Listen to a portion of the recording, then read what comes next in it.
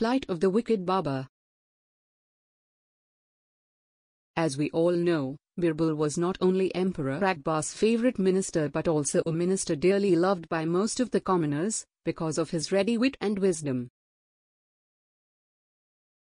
People used to come to him from far and wide for advice on personal matters too. However, there was a group of ministers that were jealous of his growing popularity and disliked him intensely. They outwardly showered him with praise and compliments, but on the inside, they began to hatch a plot to kill him.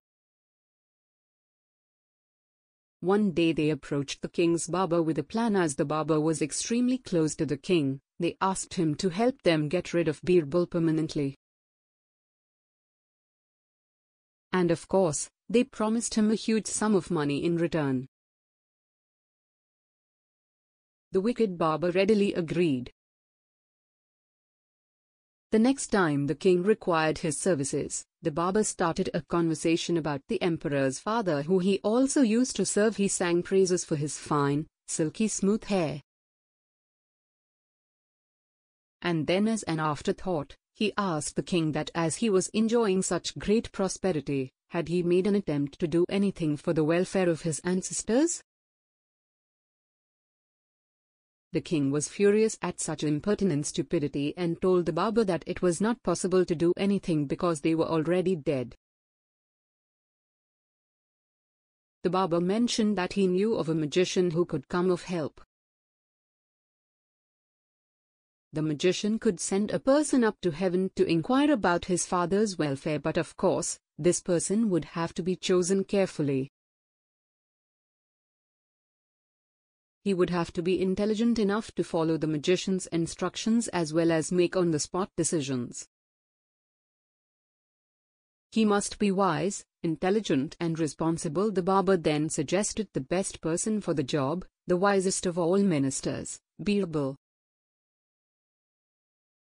The king was very excited about hearing from his dead father and asked the barber to go ahead and make the arrangements immediately. He asked him what needed to be done.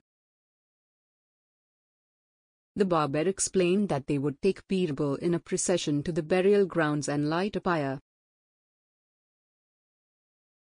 The magician would then chant some mantras as Birbal would ascend to the heavens through the smoke. The chanting would help protect Birbal from the fire. The king happily informed Birbal of this plan. Birbal said that he thought it was a brilliant idea and wanted to know the brain behind it. When learning that it was the barber's idea, he agreed to go to heaven on condition that he be given a large sum of money for the long journey as well as 1 month's time to settle his family, so that they had no trouble while he was gone. The king agreed to both conditions. For the duration of this month, he got a few trustworthy men to build a tunnel from the funeral grounds to his house. And on the day of the ascension, after the pyre had been lit, Birbal escaped through the concealed door of the tunnel. He disappeared into his house where he hid for a few months while his hair and beard grew long and unruly. In the meantime, his enemies were rejoicing as they thought that they had seen the last of Birbal. Then one day after many months, Birbal arrived at the palace with news of the king's father. The king was extremely pleased to see him and ready with a barrage of questions. Birbal told the king that his father was in the best of spirits and had been provided with all the comforts except one. The king wanted to know what was lacking because now he thought he had found a way to send things and people to heaven.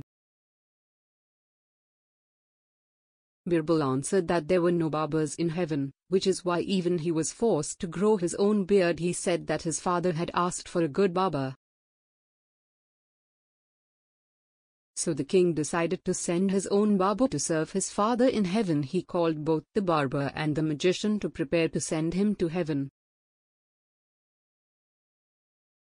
The barber could say absolutely nothing in his own defense as he was caught in his own trap. And once the pyre was lit, he died on the spot. Nobody dared to conspire against Birbal again.